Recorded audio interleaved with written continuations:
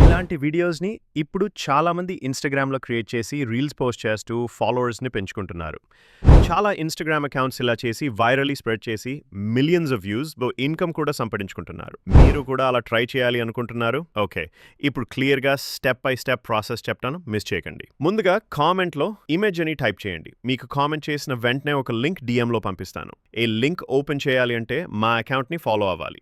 Follow అయిన తర్వాత link మీకు డైరెక్ట్‌గా డీఎంలో వస్తుంది. లింక్ ఓపెన్ చేసి ఇమేజ్ టు వీడియో అని ఆప్షన్ని సెలెక్ట్ చేయండి.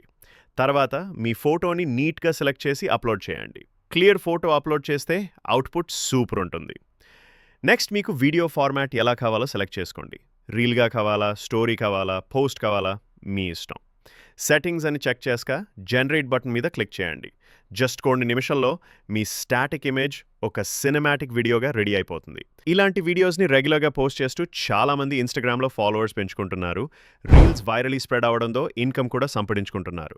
మీరు కూడా క్రియేటివ్ రీల్స్ క్రియేట్ చేయాలి అనుకుంటే ఈ ప్రాసెస్ 100% ఫాలో అవ్వండి.